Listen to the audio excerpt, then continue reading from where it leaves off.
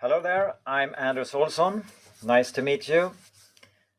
Today I'm going to talk about breathing, share some tips how you can protect yourself against the coronavirus. I want to pose the question, the underlying disease in COVID-19, is it impaired breathing? We know that COVID-19 is a disease that hits the lungs and airways, right? And makes it hard to breathe. So, is poor breathing the common denominator amongst those who are hit the hardest? For example, we know that elderly people, they are at risk, and I must say that I rarely come across a person that is 70 years or older that are able to go for a walk with their mouth closed. They seem to have their mouth open a lot of the time, and open mouth is the hallmark of poor breathing. Another risk group at risk are smokers and also people with heart issues, for example, high blood pressure. And we know, since the heart is situated in between the lungs, that how we breathe have a huge impact on the heart. So some important facts and about the coronavirus that I'd like to share. In part one today, some breathing tips to protect and strengthen you. Then in the following Facebook Live events, part two, we'll talk about two systems we have to protect us. We have the immune system, which protects us to invaders inside our body, and then we have our fight, flight, freeze system to protect us towards outside threats. And it seems like the reactions we see today, they are coming from the flight fight, where we, for example, we engage in social distancing, we close down countries. I'm not saying that that is wrong, but we should also look at our immune system and how we can strengthen it. So we'll talk about that in part two. In part three, we discuss how the virus travels in the body and why some are hit harder than others. And in part four, we discuss what we can learn from the virus. So let's talk about breathing. We know that we can go without food for several weeks, without liquid for at least several days. But without air, without breathing, we will survive just a few minutes, which says quite a lot about the importance of our breath. And if we compare the amount of food and liquid and air we take in, we can see that we breathe about 10 times as much air in 24 hours compared to the amount of food we eat. We're talking about 10 to 20,000 liters that we inhale each and every day. So the first breathing tips to protect against the coronavirus, it is to breathe through your nose. Nasal breathing, it filters out virus and bacteria. So unless you're a vegan or vegetarian, do you want to have your chicken raw or cooked? I've asked this question to many people, and I've yet to come across anyone who loved the raw chicken. Everyone wants the chicken to be cooked, to be prepared. And if we were to ask our lungs, how would you like to have the air, the 10 to 20,000 liters? How would you like to have that served? In a more raw fashion or in a more prepared fashion? I'm sure the lungs would give the same answer. The air should be prepared, and that is what happens in the nose. In the nose, the air is warmed and humidified, and also a lot of virus and bacteria and other particles we inhale are removed. And if we look at this picture, we can notice how much space the nose occupies in the cranium. And if we think about the nose as just a way to smell the flowers, it seems obvious that evolution has got it all wrong here, given the nose such a big space in the cranium where we have all these important things like the eyesight, hearing, the nervous system. Why shouldn't they get more room instead of giving so much room to the nose?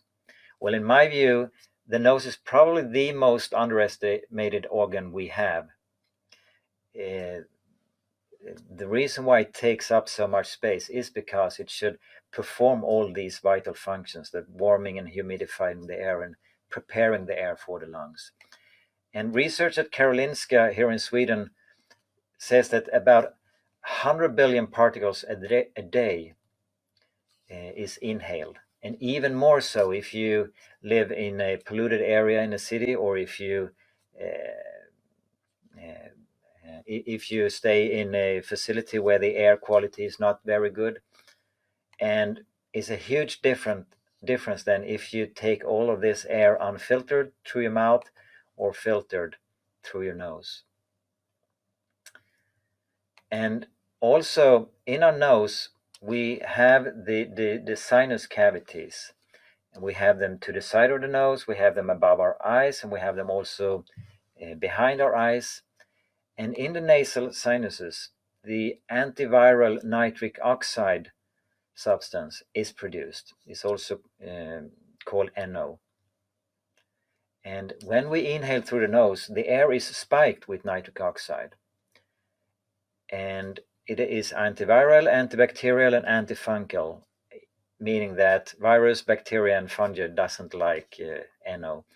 When we take in the air via our mouth, the air isn't spiked with nitric oxide. So the nose is really our first line of defense towards foreign invaders. And here is a study done in 2005. The title of the study: Nitric oxide inhibits the replication cycle of severe acute respiratory syndrome coronavirus. If you remember, there was an outbreak in 2002, 2003. And Assistant Professor Ali Mirasamy is one of the authors. And in the study they write, SARS, which is associated with a novel coronavirus, was first identified during fall 2002 in China. Previous studies have shown that an antimicrobial activity of NO has been described for several bacteria and for some viruses. In this study, we demonstrate that NO inhibits the SARS-CoV replication cycle. Here you can see the virus with no treatment, and here you can see when it has been exposed to nitric oxide. It's a huge difference, right? So the virus doesn't like nitric oxide at all. So when shall I breathe through my nose then? Well, as often as possible. Our mouth is for eating, our nose is for breathing.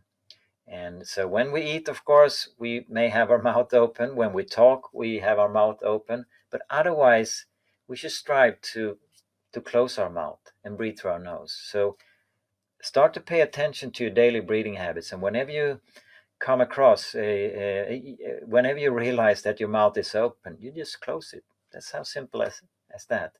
And for some, it's more a challenge. For some, it comes more easily.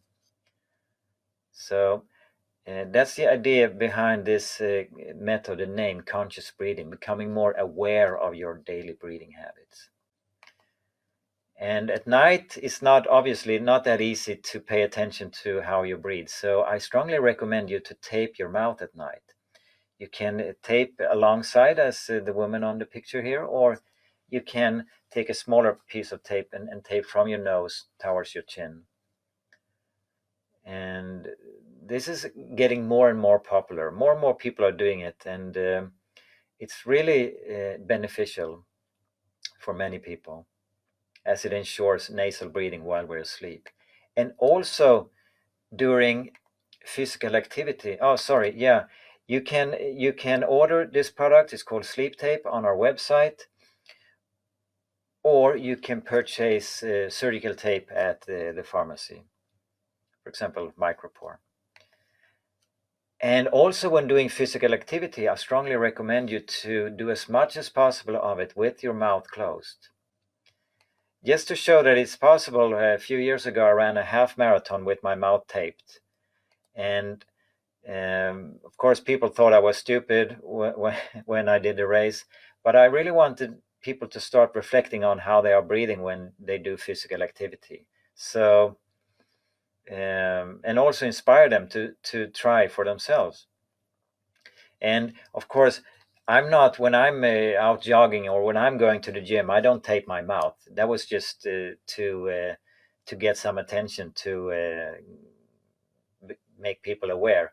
But I just close my mouth and breathe through my nose. And what a lot of people experience, including myself, is that the pulse is lower when I do nasal breathing compared to mouth breathing. and I recover faster. I get less sore muscles. So a lot of benefits. Plus the fact then that we use the properties in the nose where it prepares the air for the lungs. So we don't put the lungs under that much stress compared to when doing mouth breathing, when doing physical activity. But you may say, hey, my nose is constantly blocked. I can't use it. It's impossible. And if we just take a step back there is usually not something that happens without a reason. So if we try and understand how our body works, we may realize that a lot of people that have constantly blocked nose, they tend to overbreathe. And when we inhale, we take in oxygen. When we exhale carbon dioxide that is produced in our body. So a blocked nose could actually be seen as a defense mechanism from our body trying to prevent too much outflow of carbon dioxide, which occurs when we breathe shallow and fast, which a lot of us do. So when we breathe shallow and fast, we tend to lower the carbon dioxide pressure in our body. You can think of it as the blood pressure. It should be within a certain range. And we have erectile tissue in the nose. So when the body senses that the carbon dioxide pressure is too low, it could either then create narrow airways and you may get a diagnosis of asthma, or you can get swollen erectile tissue, so you get problems to breathe through your nose. You get a blocked nose. But when you then start to improve your breathing, you start to breathe low and slow and thereby increasing the carbon dioxide pressure, then the defense mechanism isn't needed anymore and the erectile tissue starts to shrink and you start to feel that the nose is freer. So you can read more on the website, Unblock a Stuffy Nose. There are 7 simple tips that I share there. And one course participant, he commented, I underwent an operation on my nose 4 years ago without positive effect on my narrow nasal passages. After attending a conscious breathing course and a short time of practicing this breathing technique, my nasal passages felt much wider, and now I'm even able to go jogging with my mouth closed without any problem. So it is possible, even though you feel that your nose is constantly blocked. It is there for a reason. And for many people, it seems to go away when they start to improve their breathing.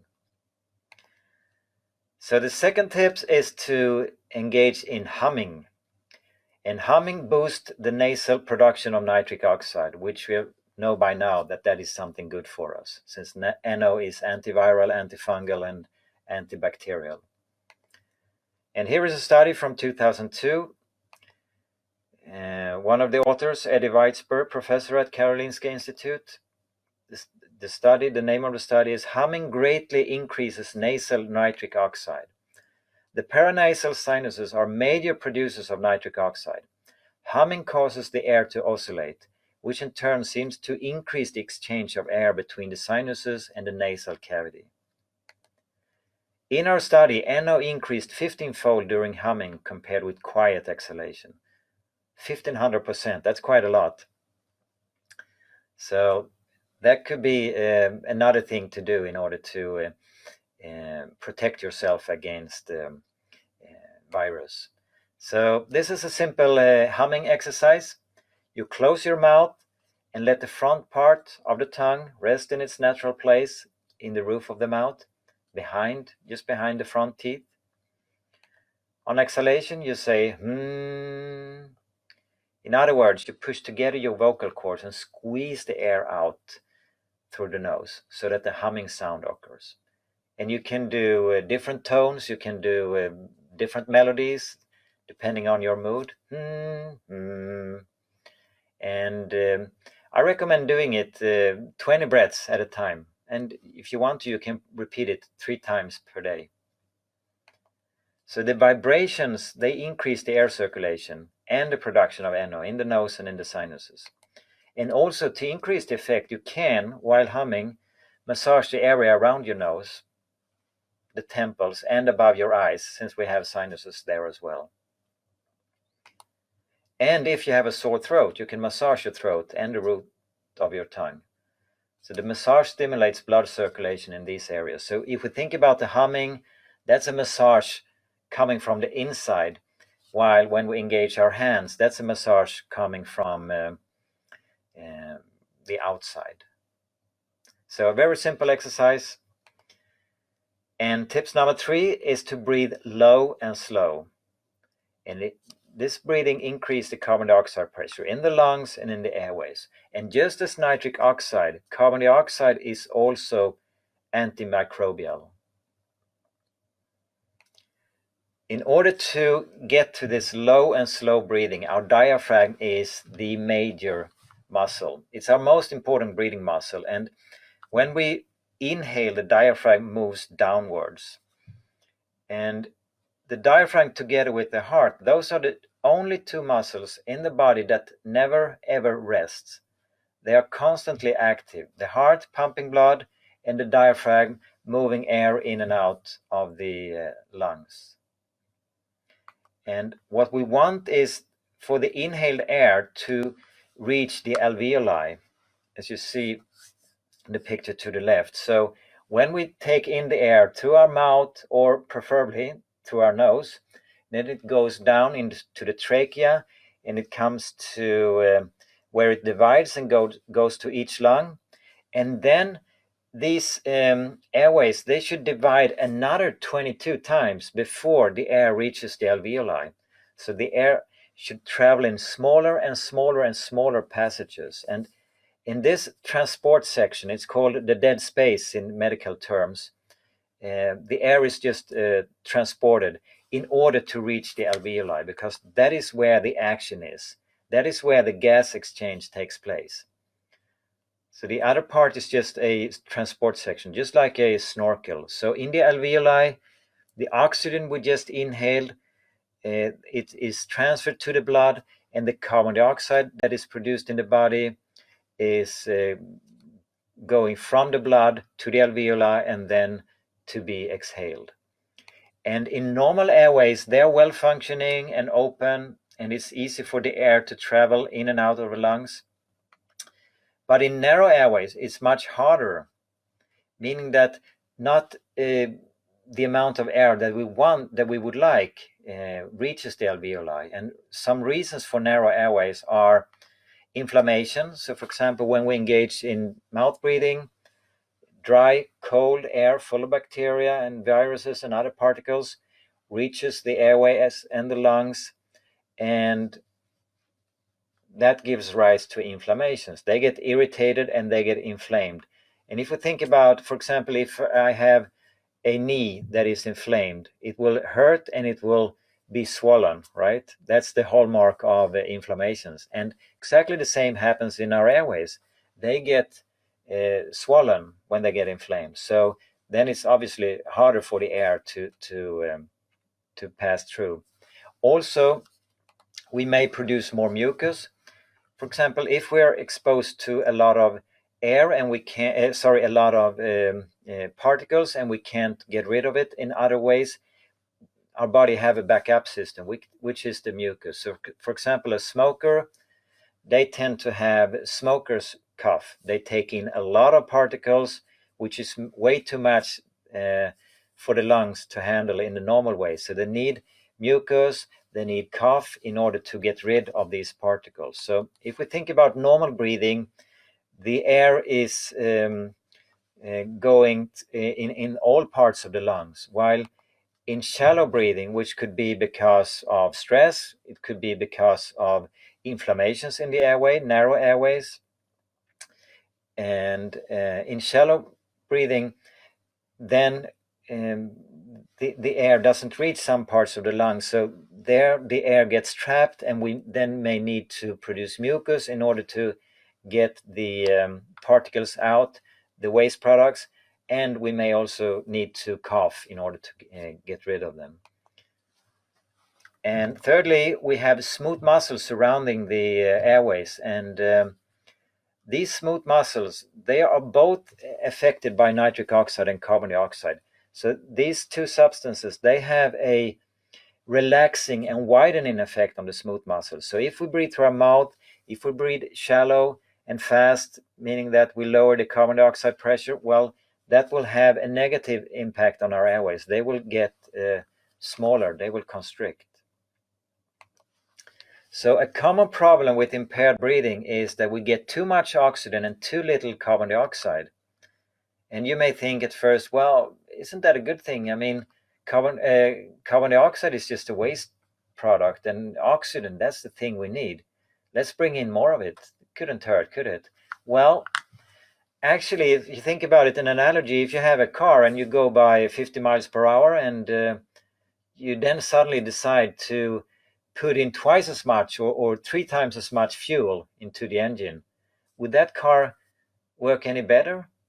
No, it won't. Not at all. The car wants the exact amount of fuel it needs to go at that speed under those circumstances. And the same goes for our body. It doesn't want an excess of oxygen. It wants the exact amount of oxygen needed, which, I mean, it differs if we sit in the sofa watching TV or if we're out jogging. So whatever activity we engage in, we should keep a balance between oxygen and carbon dioxide. And we know that oxygen, actually, it's both a curse and a blessing. We can't live without it, but at the same time, it is highly reactive. So we should be really cautious. So for example, if I take a bite in an apple and put it down and let it lay there for a few minutes, it will start to turn brown.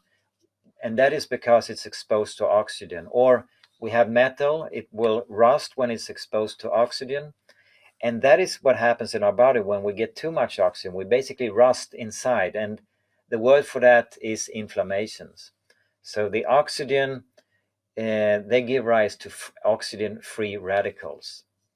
So we don't want absolutely more than needed in our body. That's why we should not engage in the overbreathing that many of us do. But what I want to focus now, and which in my view is even more important, the lack of carbon dioxide that we get when we engage in poor breathing. Because carbon dioxide have many important properties. And for example, it has been used in the food industry because of its antibacterial effect since the 1930s. So coffee, bread, and cheese are examples of products that are packaged in 100% carbon dioxide to prevent bacterial growth. And another example of the properties of carbon dioxide, in this study, the title is Carbon Dioxide Inhibits the Growth Rate of Staphylococcus aureus at Body Temperature. So the growth of bacteria with 100% carbon dioxide was like this, not much, with an anaerobic gas which consisted then of 5% oxygen, which is 5% carbon dioxide, which is what we have in a normal cell. And they say in the study, after 24 hours, the number of Staphylococcus aureus on blood agar was about 100 times lower in carbon dioxide than in anaerobic gas, and about 1,000 times lower than in air. So we can see that carbon dioxide have an antibacterial effect. Another example is, in this study, they asked the question, wound ventilation with carbon dioxide, a simple method to prevent direct airborne contamination during cardiac surgery. Intraoperative wound ventilation with CO2 using a gas diffuser may not only prevent air embolism. Air embolism is when the blood clots together, and if it reaches the heart, we may get a heart attack. If it reaches the brain, we may get a stroke. So may not only prevent air embolism, but may also significantly reduce the risk of airborne contamination and post-operative wound infection in cardiac surgery.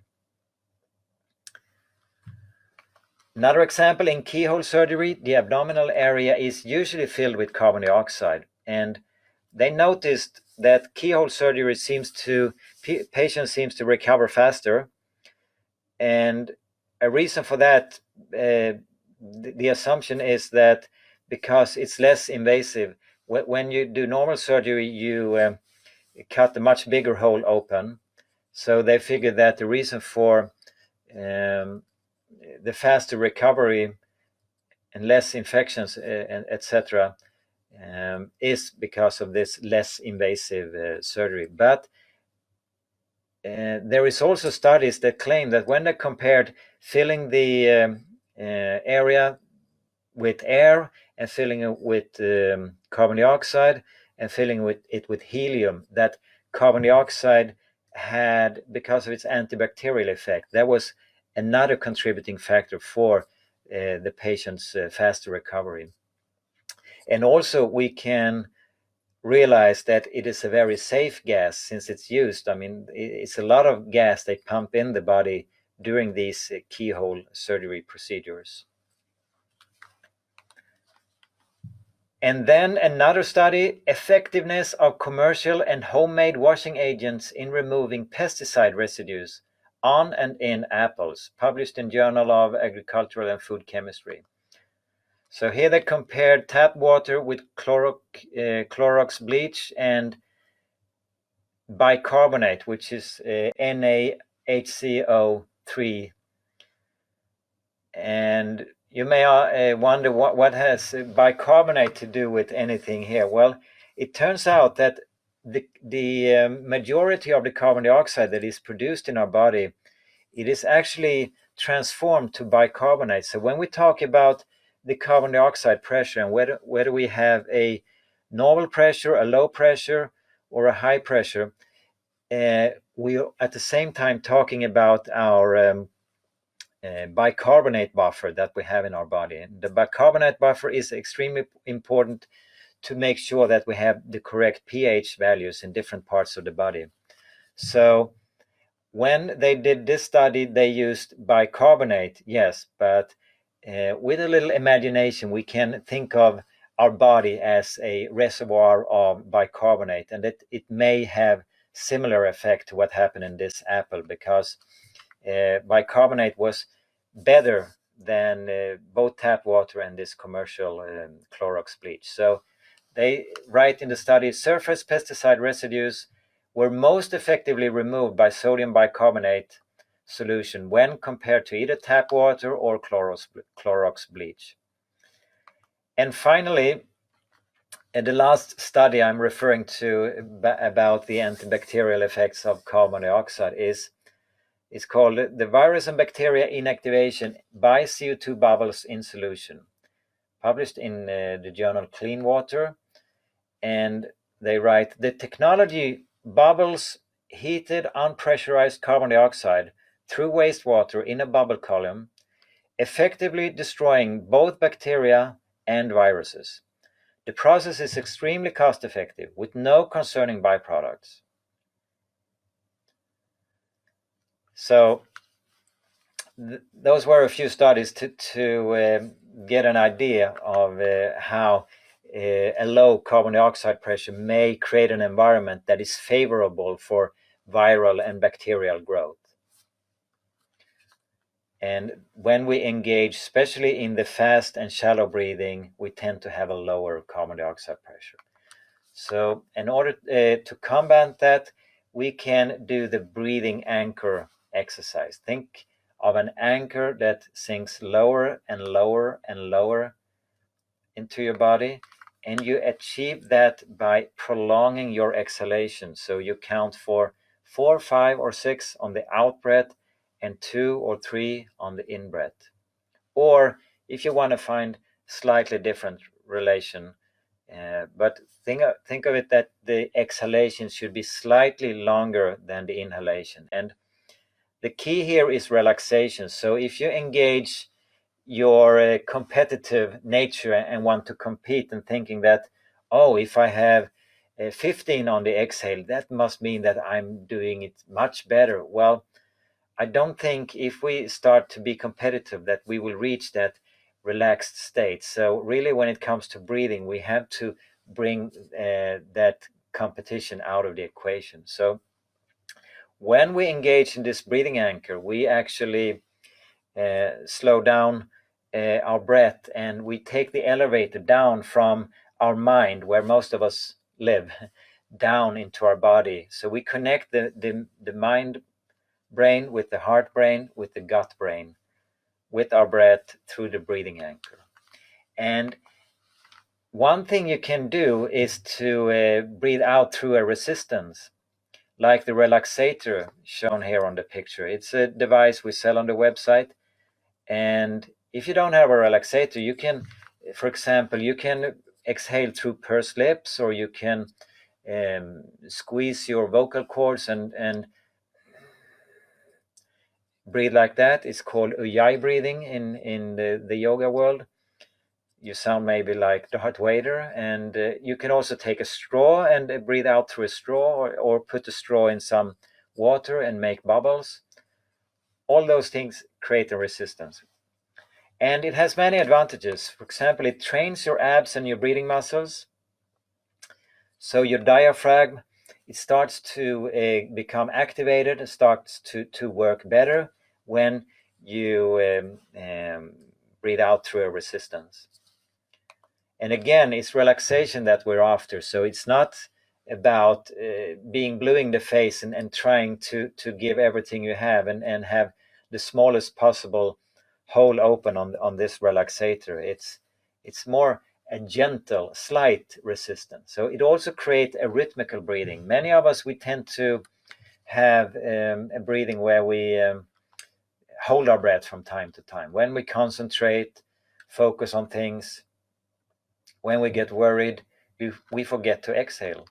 So the relaxator helps us to keep a rhythmic breathing.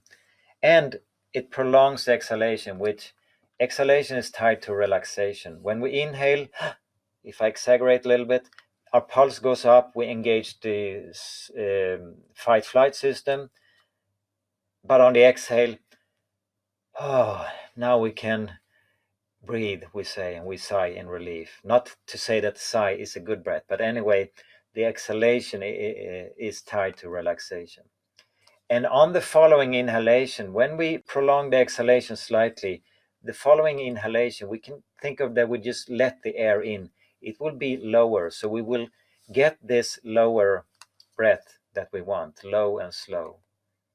And finally, it also increases the pressure in the lungs and in the sinuses, meaning that the air will circulate better, both in the lungs and in the sinuses.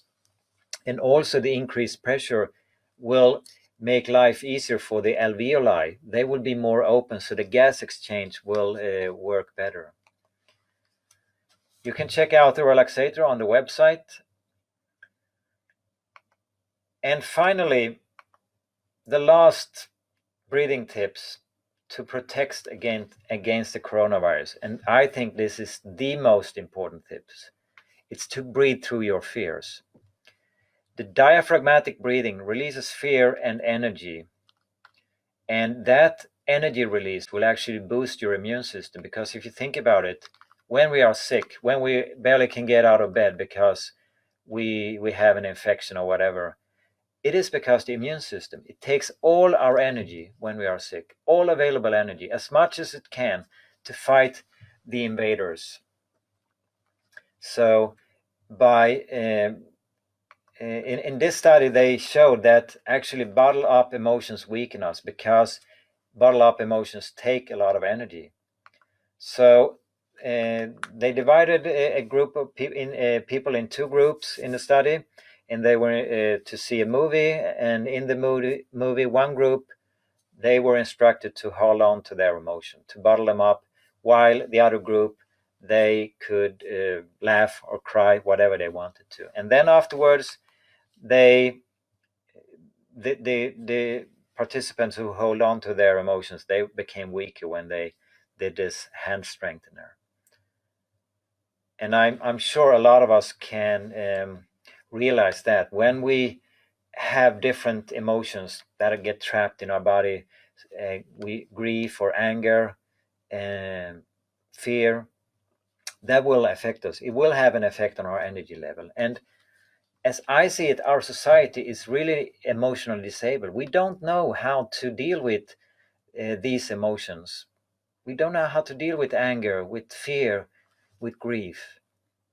So the idea is, whenever we are exposed to a trauma, for example, a car accident, some close to us die, or we lose our job, or whatever happens, that is too much to deal with right now. We stuff it inside, but then we should, as time goes by, we should pour out little by little and deal with it little by little.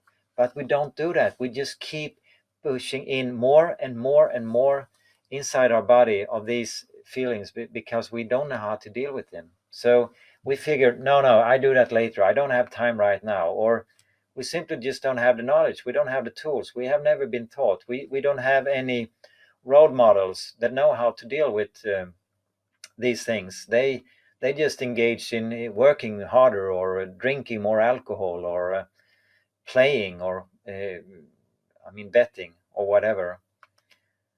Or we simply just don't have the energy, because it takes energy to dig into these traumas.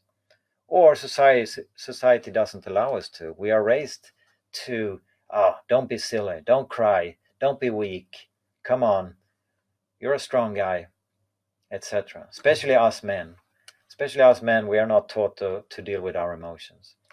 And we're talking about breathing here, right? So difficult emotions, they are often situated in the gut.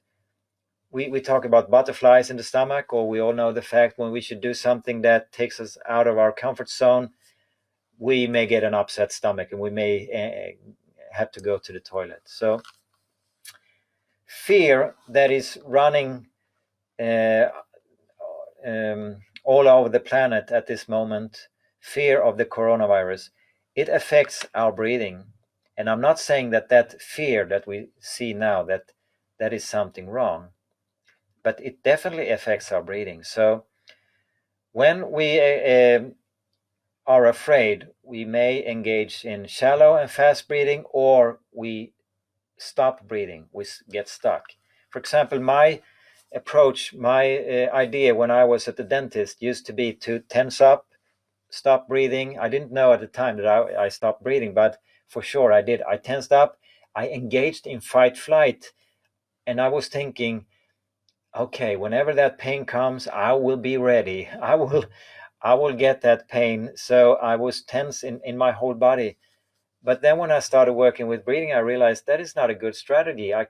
There's no point using fight flight in the dental chair. So instead, I just started to breathe calm, in and out through my nose, calm and rhythmically, and low and slow. And it was a completely different experience. And you can, the same with you're exposed to spiders or heights, you will notice that your breath is a direct reflection of these fears. And here we see the diaphragm.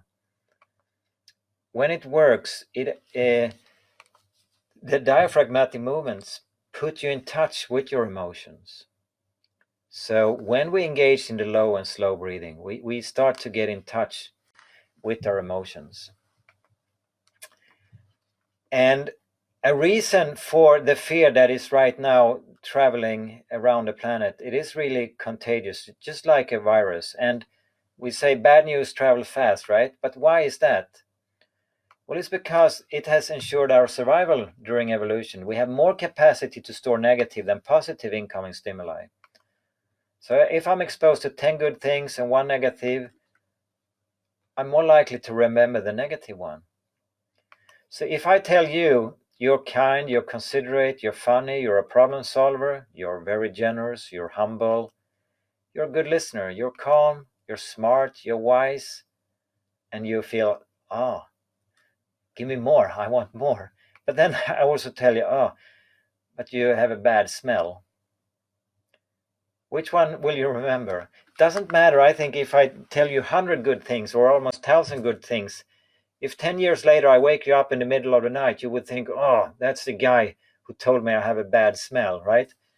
Because during evolution, it has been more important to remember those things. So the fear serves a purpose. It is there to protect us. It's wise to be afraid of an alligator or poisonous mushrooms, or don't eat yellow snow.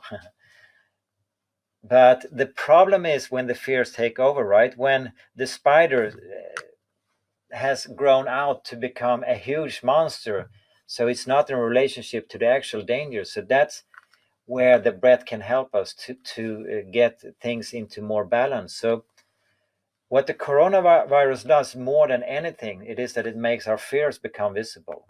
And the major fear, obviously, is that we are afraid of dying.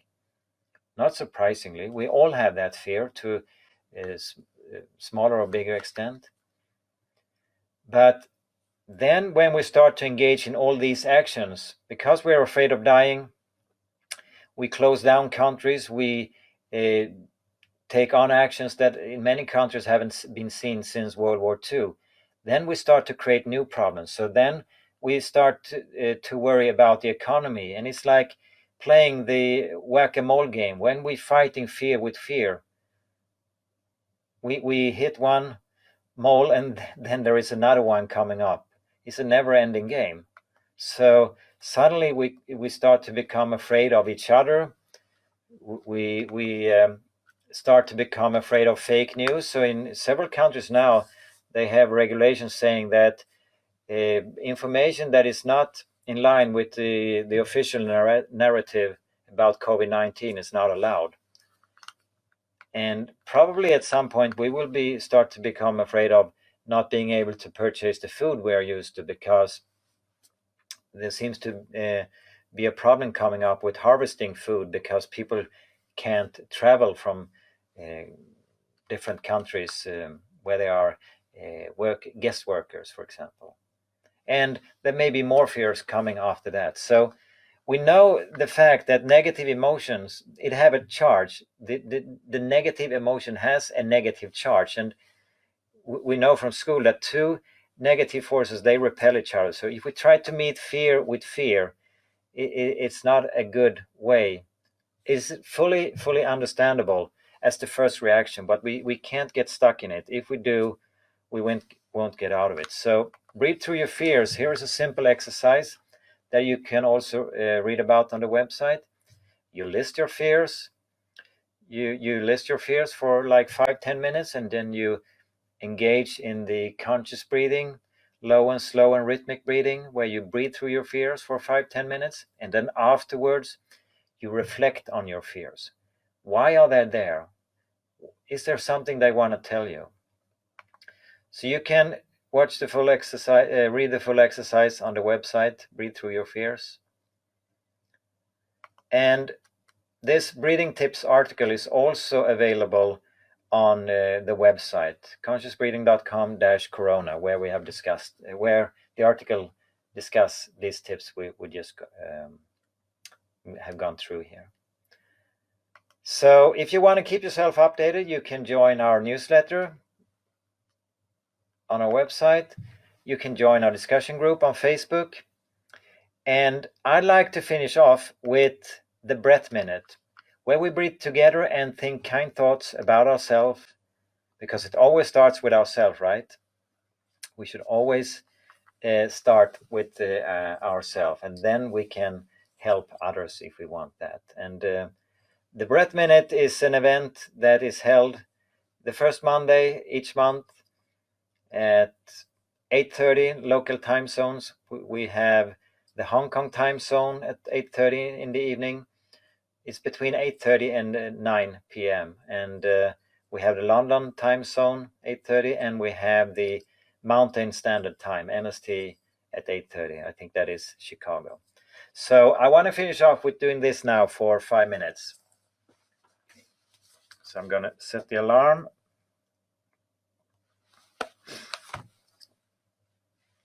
Okay, let's start. We breathe together, low and slow.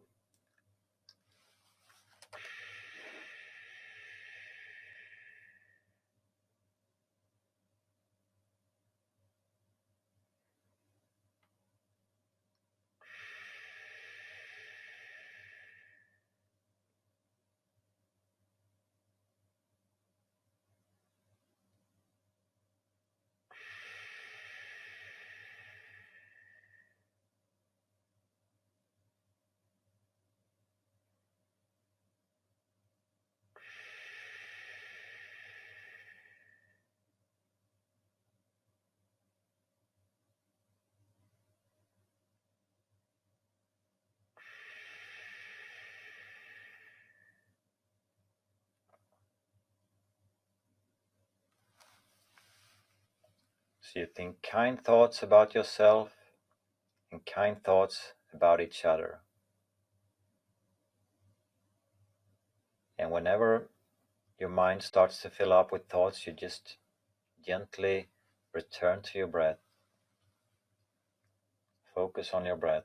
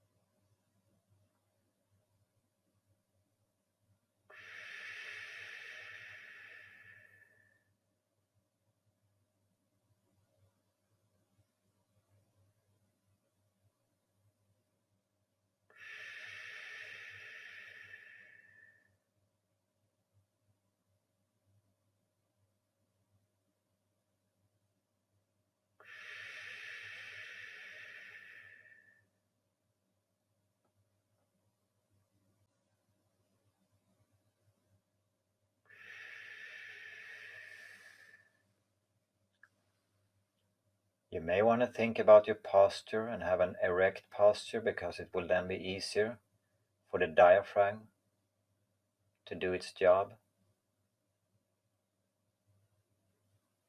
You may want to close your eyes.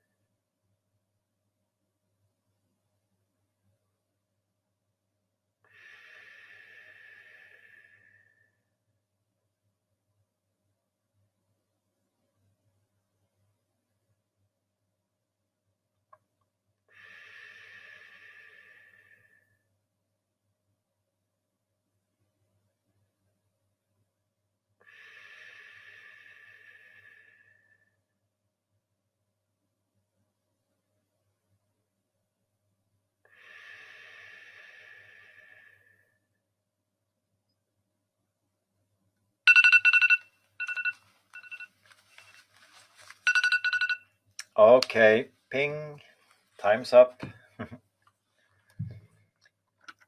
So that's that. Thank you so much for participating, and good luck, and see you next time on the next event. Okay, bye bye.